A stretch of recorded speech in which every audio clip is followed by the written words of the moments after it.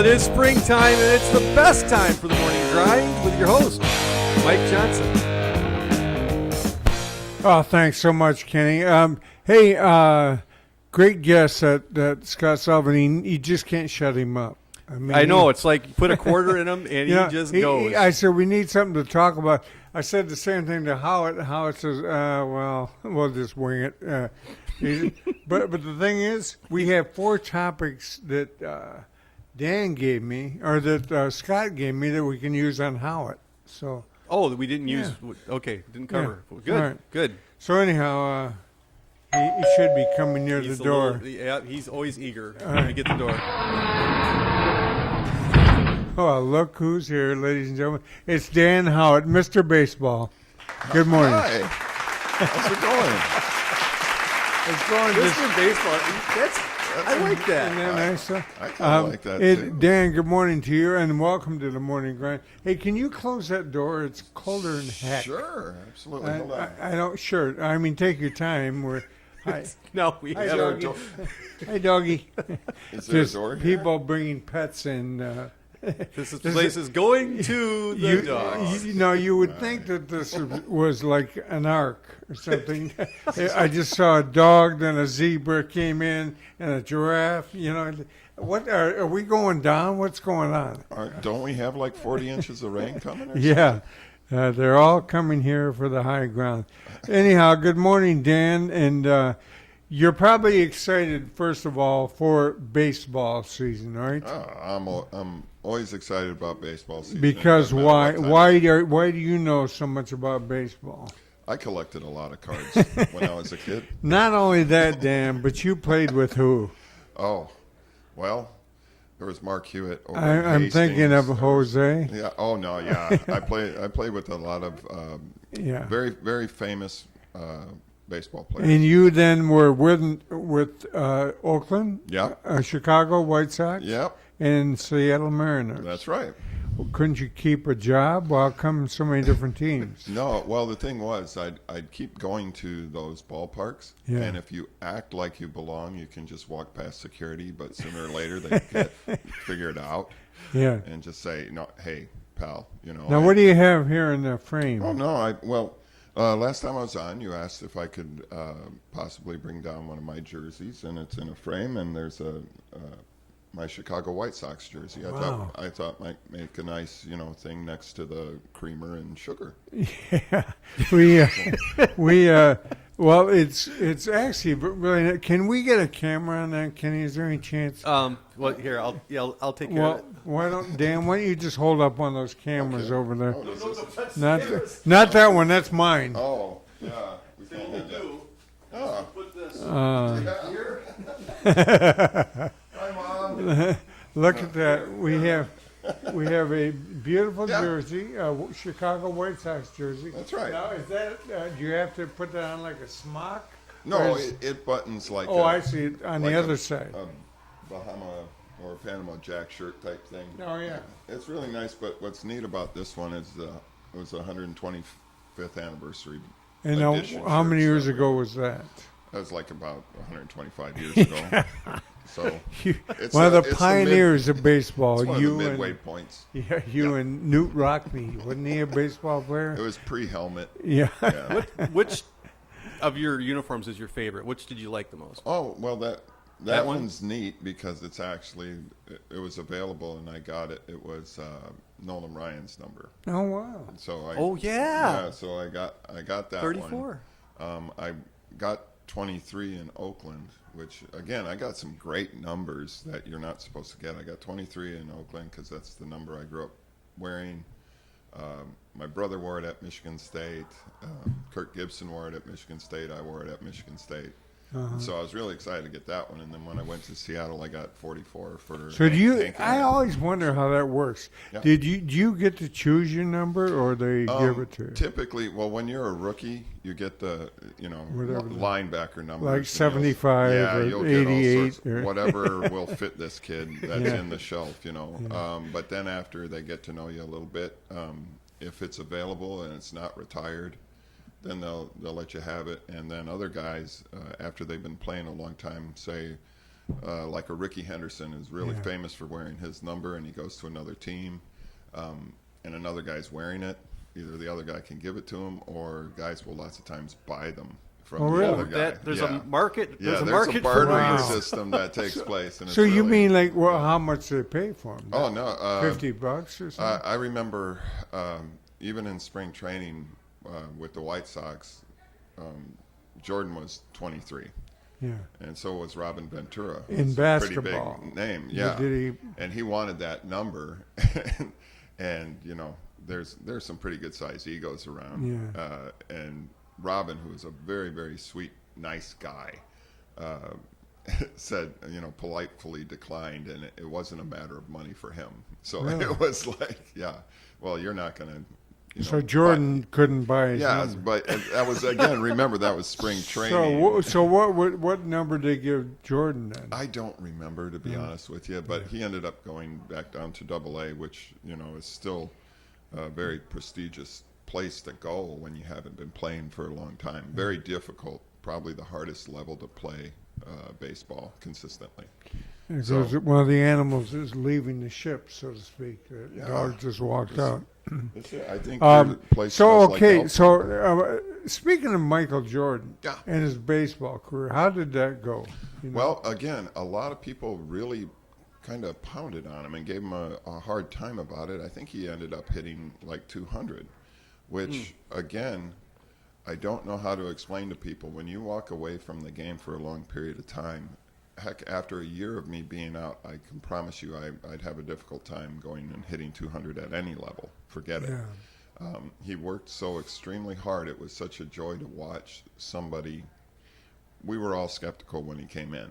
It was like, you know, is this a joke to you? And that's kind of what the people are doing now with Tim Tebow and things like that. The same. Yeah, and it's, you know, it's like, gosh, I've worked my whole life to get to this point, and now here you're coming in and bumping a young kid away from a roster or whatever. So there's some bitterness that floats around with it. Anybody beat him up? Yeah, well, no, I mean, it was still, you know, it's still Michael Jordan, and you're kind of freaked out because this is Michael Jordan, you know. Yeah. Would you if you were on the mound? Yeah.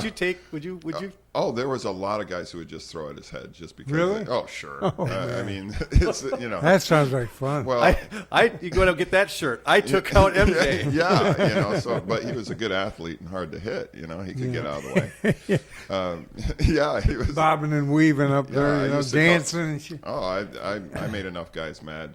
I used to call it target practice on band day. You know, guys would throw behind my head. You know, I was so skinny, you turn to the side. No, I bet you'd be hard to hit because you're I so really tall. was. I mean, they could hit you in the lower extremities, but there's no but when brain they come there. up around the bell tower there, you kind of knew they were doing it on purpose, and it was, you know. You've got one of the biggest strike zones in the league. In the history. Think about that. Well, now you guys probably haven't seen it, but there's this young kid playing for the Yankees, and his last name's Judge. His first name's escaping me, but he's my height, about 6'7", and he's about 280. It's the biggest man I've ever seen walk up there, and he's hitting home runs like 600 feet. The Yankees. Are you serious? And his number is 99. Wow. And so it's really kind of funny to see this, but he walks up there, and it's just like watching Andre the Giant go up against, you know, Mr. Diaz up here at the school. You know, let's wrestle, guys. Good match. So if you're a pitcher, you're going to think long and hard about taking you're not one at well, his head. The thing is, that, you know, you feel bad for the ball if it hits him. You know, it's, Knocked the cover off. yeah, of it. just His big face old would. bruise on the side of a ball or something. But anyway, no, it's and you know, getting back to playing with Jordan, and when you watch what he actually did. I call it one of the greatest feats in all the sports to hit 200 after not playing since you're 18 and now you're in your early 30s. Yeah, he wasn't in his prime at that point. And what was classic was it's difficult to walk in spikes, in baseball spikes. You know, you watch like a hockey game on TV and guys are walking, you know, down the hallway in their skates and stuff like that. Give that a go if you haven't done that. Yeah, on Terrazzo especially. Yeah, but hold on. They don't anymore. They don't wear actual spikes. Oh, yeah. Do they? Oh, I sure thought they wore those rubber cleats. No, the younger Thanks, guys. Punkin. The younger guys do, and I think college and above continues to wear metal spikes. I'm Really? not positive on college anymore either Yeah. because they've had a lot of injuries and things like that. And I know the high school kids just Yeah, you wear like can't- ribbed Yeah. shoes. Or something. and it's I don't know if it's so much for the kid wearing the spikes. I think it's No. for the guys that might get spiked. It's that second baseman, that And third baseman. Yeah, and it just happened the other day with Dustin Pedroia and a kid named Manny Machado slid past second base. It was a total accident, but he ends up catching Pedroia in the calf with his spike and cutting him up. And then here comes your beanball wars. Yeah. But it was Yep. a total mistake. You could tell the guy did it. And again, when you start throwing balls around guys' heads, it's a dangerous thing. Who's that guy who was on Sports Illustrated this week? I just got it. Did you see that? I haven't. Oh, is it like a 17-year-old kid in Yeah. Los Angeles? Yeah. Well, this is a funny thing because about a month ago, I'm watching 60 Minutes. And they show this Japanese kid who's in their big leagues and has been one of the highly touted kids. He throws 102 miles an hour, and he leads the league in home runs. Yeah. And so this is a two-way player who is absolutely legitimate. And this young kid that you're talking about, and the only reason why I remember his name is because it's kind of quippy. What is his name? It's Hunter Green. And I don't think he's, that's him. He's like 17 years old, but anyway, this kid throws 102, and he can hit, and he can run, and he can throw. So it's like world's greatest athlete. If you remember, like Kurt Russell in the one movie back when we were kids, could do anything. That's so you've got Dirty Dancing. Yeah. When he was Yeah, in Dirty really. Dancing. I Patrick think. Swayze Oh, that might was. have been one of the better athletes that you'll come across. Yeah. Well, anyhow, so these young kids coming up, they're so much stronger. Oh, yeah. They can throw it faster, they can hit it farther, they can slide better. Oh, yeah. They can do everything, and it's the natural evolution of any sport, the way I see it. Because I know when I was coming up with all the athletes I was playing with, we were just a shade better than the guys before us. Really? And then they were better. Yeah, than but the they're guys now. before them. What about guys like Mickey Mantle and Roger Maris? I mean, Well, there's always, and that's the freak factor, I call it, because you have the Ken Griffey Juniors, you have the Mickey Mantles, you have the guys who, were absolutely, not only genetically but mentally built to just be the best of the best. At Ping, we know putters. More than 50 years ago, we revolutionized putter design with the All right. And Okay. I that's fine. revolutionized putter design. so those guys now, they used to drink, they used to smoke, and, Oh, yeah. and all that in the clubhouse. Oh, right? yeah. I mean, did you ever smoke? in the No, clubhouse? I didn't, but there were guys who did. Jose probably No, did. That huh? guy, I mean, he So he didn't. He was. I used to call him the most regular human on earth because he would eat nothing but organic food. He Is that didn't right? drink, didn't use any other drugs. This is any other besides what? Well, if you want to call steroid a drug, yeah, he did that. Yeah, I guess I would. Now, I know we've had you on the program before, and we've Yep. talked about this. We can't have Dan on Yeah, the you show and can. not It's talk about Jose gotta- Canseco. I just wonder, were you one of the guys who inserted needles in his rear? No, they would. I mean, seriously, they wouldn't let me cut my kid's umbilical cord. You wouldn't let me around anyone with a hypodermic needle.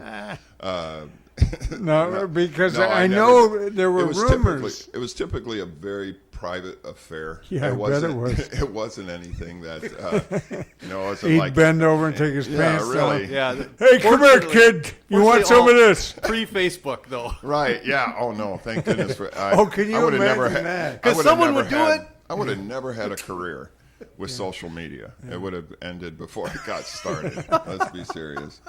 Yeah, but Jose now, what is he doing now? Are you selling paint? I or don't something? know. I think he could be throwing dwarfs at targets somewhere.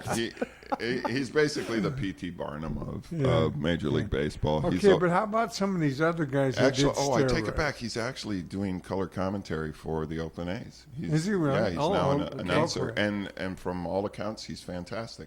People say he's very, very good. I haven't heard him yet. He's but I off the would- steroids now? or and what? So his I voice couldn't tell you. is back down in the right eye. yeah. No, I mean And what's funny is he was always a good conversationalist. So you always had some very interesting, his opinions were kind of Trumpian. When you guys would go out to the bars, for example, I'd get would beat you up. have to do the talking? Yeah, I'd get beat up. I mean, with the ladies. No, all he had to do is just sit there. Yeah. And it was, it was a pretty good gig for him. Yeah. But, you didn't really want to go out to the bar with him very often. Why not? Well, because all the ladies wanted to talk to him and all the guys wanted to beat him up. And so, so he was making the choice, and then you were late, Yeah, and then I was the one getting bailed out. So it was, always, it wasn't always the funnest time. Can we just go to the mall, please? So he would, but you'd have to defend him, defend his honor, because you want him to play the next day. It wasn't just that. It was, he was a target in that era or in that time frame, and the difference being that he would be in the newspaper the next day, and I would just be getting bailed out. So it really wasn't. And you had a big black eye. You've said that many times before. Yeah. You literally, were you ever arrested with him? Yeah. Well, not with him. He was gone by the time I got arrested. It happened a few times. That's what friends are for. Yeah, and in kind, he took care of me. There were years after when we were no longer teammates, I would show up to spring training and my whole locker would be filled out with shoes and bats and all sorts of stuff that he would send. Yeah. What kind of shoes? Oh, I mean spikes. I see. Yeah. I thought he bought like sandals. Yeah. No. Boxes from Zappos. That's right. Did he? But he was a generous guy, wasn't he? Oh no, he was very. Or still is. Yeah, as far as I know. Did a lot of guys really What did he make back then? Pardon? Oh well, he got one of the first $3 million contracts, $3 million a year. There was Kirby Puckett, then Canseco, and I think Ricky Henderson. So like, bang, bang, bang, all in 24 You were in that. period. Were you in that group? I was in line. I was in line to do that. So then I got distracted. And if you don't mind me asking, I'm going to ask you because we don't have all that many listeners anyhow. Oh, that's cool. What was your contract? How much did you make when you finally retired? I think the most I made in a year was around $200,000. That's not bad. Which back in the day, you blew it all on very women, good. though, didn't you? No, cocktails. are you kidding me? I would. I didn't think of it as blowing it. It was investing. It went south. I didn't get the returns that I was. And what you guys probably always think, I'm never going to lose it. I can always hit the ball. I'll be there forever. We used to have T-shirts. It was really funny. We had T-shirts that said, "It's just salad. We'll make more." And so, you'd go out there and you'd feel really bad about spending a few $100s on a nice dinner, and on the way back, somebody would say, "It's just salad. We'll make more." And we all knew that this was a kind of a time bomb code that you were not going to play forever. So, do you want to take it with you? Do you want to have fun? I opted for the fun. I probably should have gone. Maybe some investments or something. Yeah, sure. Oh, I did. What kind of car did you drive? Back then? Yeah. A taxi, usually. What Jose, was he known for his cars? Oh, God, yes. And it was hilarious. We one time, this is a good story I may have told before. He says, "Come on, we're going to go, let's go to L.A. We're at spring training in Arizona." He says, "Come on, we got some time off tonight. Let's go to L.A." And I'm thinking, okay, this is about a 3.5, 4-hour drive. I don't really want to. Okay, let's go. How many times are you going to go out with Canseco and stuff like that? So he comes and picks me up at the hotel in his Lamborghini. Oh. And this, of course, people are gathering around and everything, and it makes a lot of noise.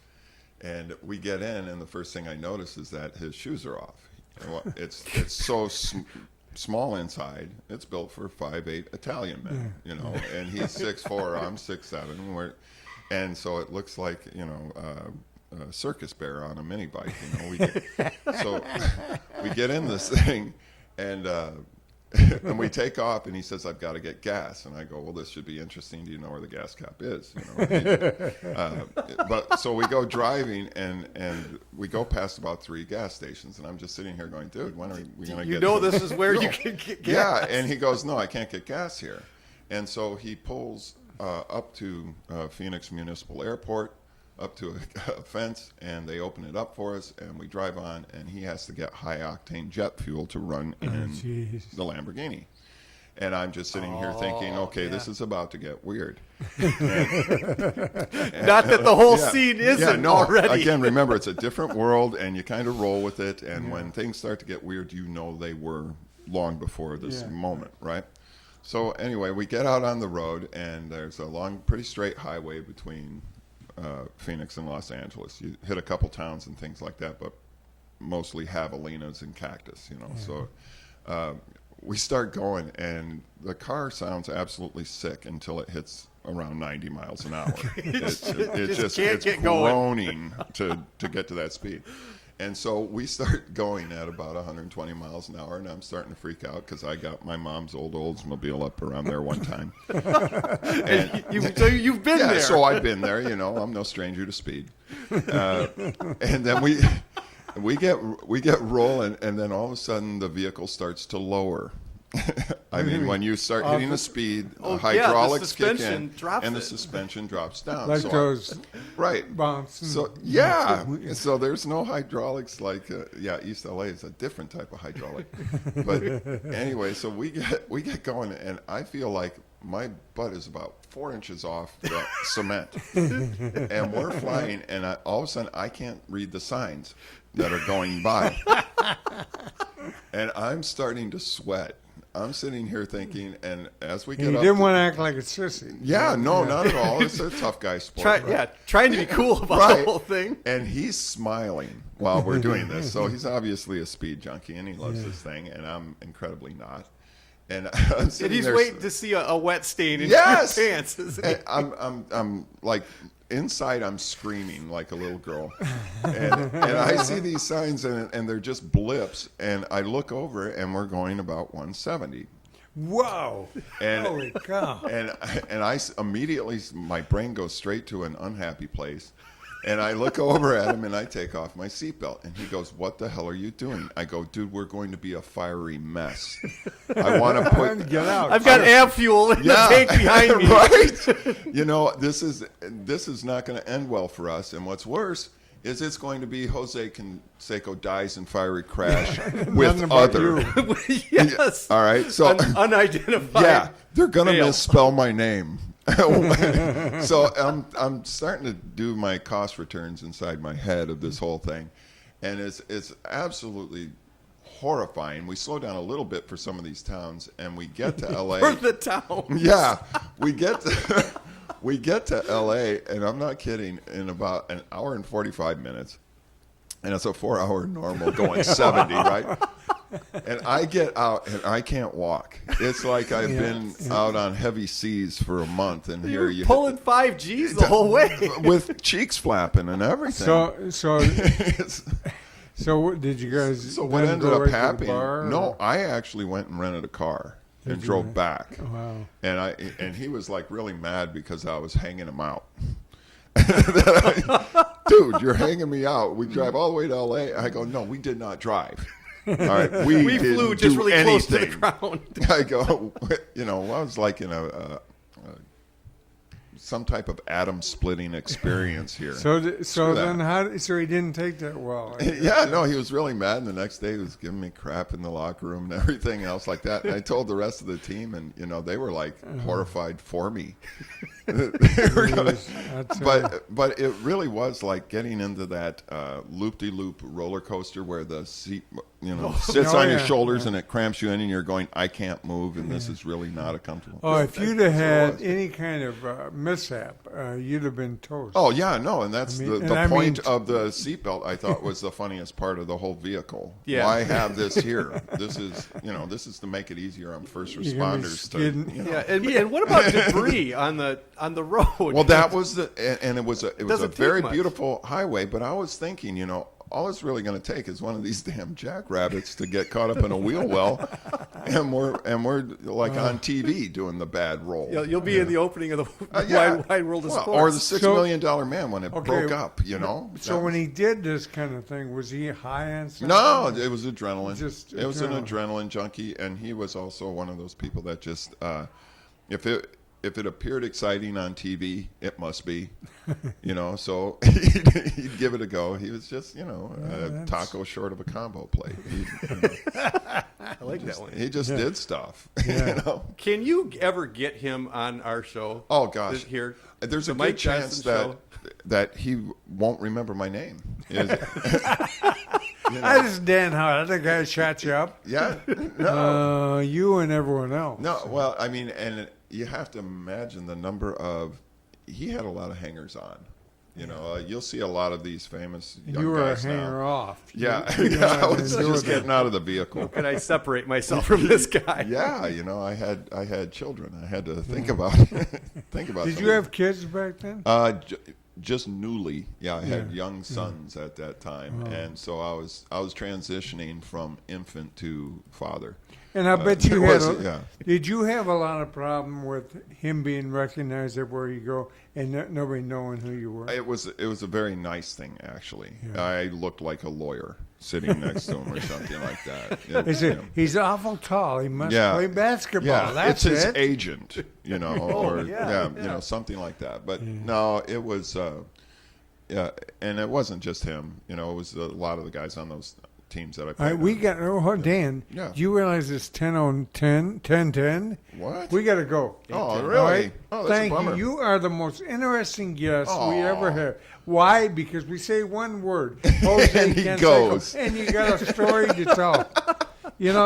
We can't do that with anyone else. It's hard to Thanks replicate. for being with us. All right, guys. And please come back every Absolutely. month. You're on my slate. I'm there. All right, I'm buddy. there. Thanks, Dan everybody. Howitt, ladies and gentlemen. Bye-bye. Dan Howitt. We're going to take a commercial break while I get the guests in. Real here. quickly, yeah. All right. Bring him in. We'll be right back, folks. Don't go anywhere. You're listening to The Morning Grind on 103.7 WCSY FM.